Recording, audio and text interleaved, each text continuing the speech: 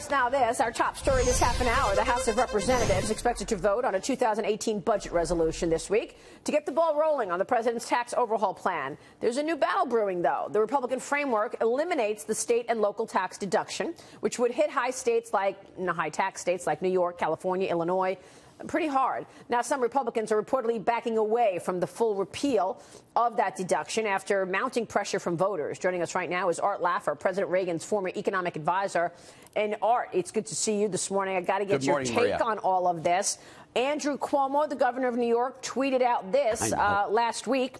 He said, under the GOP tax reform plan, every region of New York will see a tax increase.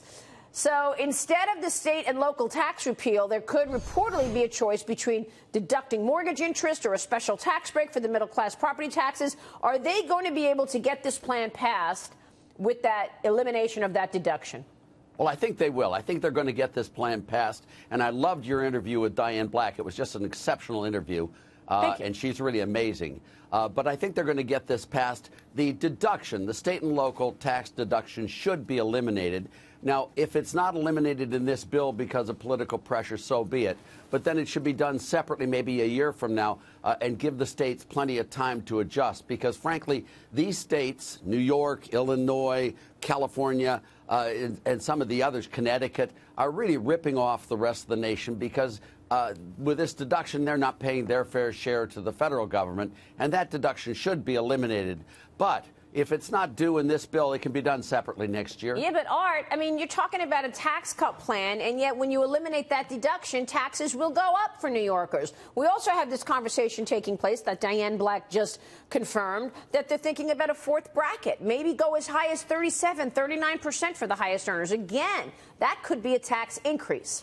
I agree with you, and this bill is far from perfect. I really dislike the doubling of the deductions. I dislike the credits involved in this as well. No, I do love the simplification. I love the corporate tax rate reduction. It should be to 15%, but Maria, they only got it down to 20%. I love getting rid of the estate tax. That's a wonderful thing to do. 100% expensing of capital purchase. These are all good. You know, this is all like making soup in Washington, and these things never come out with everything you want. And I don't know what things they're going to be able to get through politically, but I think they're going to get a bill, and that bill, just with the corporate, will be enough to really start this economy growing rapidly. Yeah, and we should say I think they're going to do it. The president said 20% was his red line for the corporate tax rate. It's my red line was 15%, but I gave up. So even though, Kevin, the president wanted 15%, a lot of people feel fine with 20%. That will move the needle on economic growth. Yeah, and we anticipated that was a starting point. But, Art, I mean, you know from the Reagan days that basically President Reagan tried to take care of this state and local tax deduction. He lost. I mean, it took him 2 tries to get actual real tax reform through in 81 and 85. I mean, do you think what we're going to end up with is a completely watered down version that's going to end up being tax cuts? Because we've even had guests here numerous times talk about to get real reform through, it's going to take a lot more. And in order to get anything done before the elections of 2018, this is going to be really watered down and just tax cuts.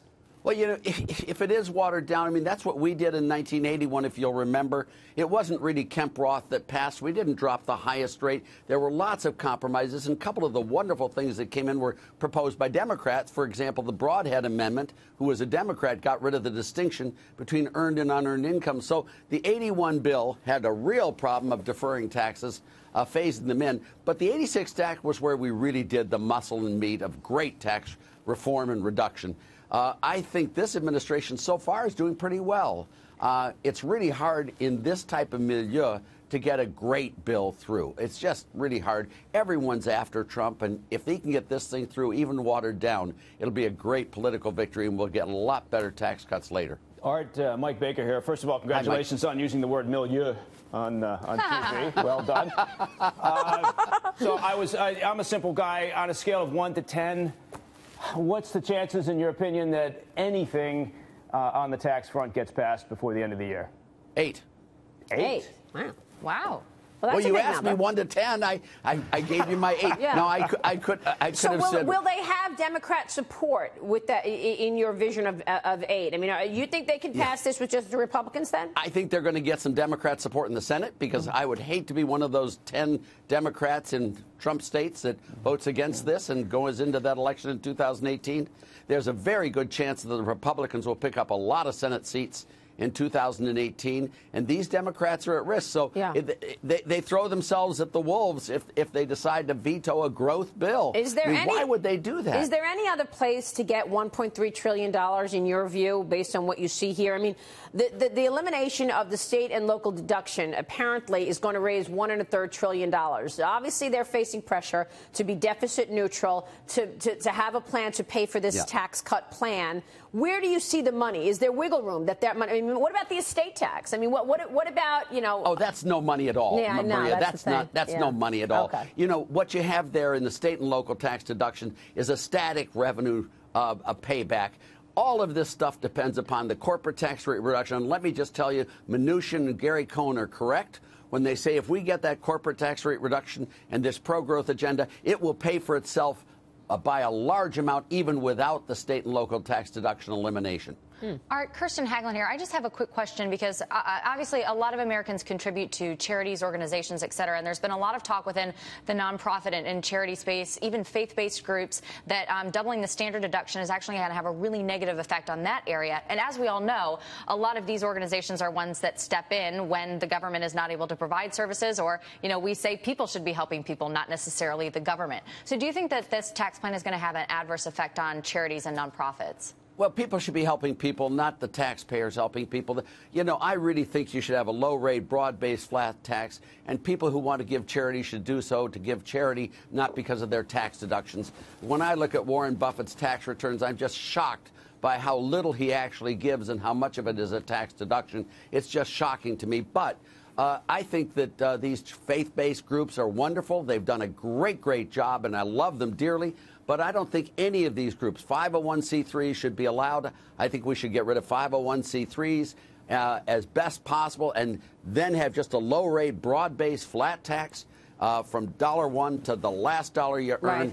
And you'd have the greatest economy ever if we did. And it was Jerry Brown's proposal, by the way, in 1992 that did exactly that.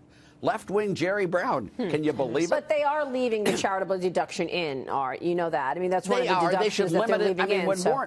But when Warren Buffett gives $3.5 billion to his sons and daughters foundation, there should be a limit. Maybe anything over $1 billion shouldn't be deductible, or you should at least pay the unrealized capital gains tax on it, or something, just a token that he pays something for it. Yeah, really getting into the weeds there. But you're right, it is incredible but how it's a much huge amount of money. Yeah, how much he doesn't give. I've noticed that as well over the years. All right, Art, great to see you. We'll see. Good to see you, Maria. Thank you very much. Thank you so much, Art Laffer. Thank you.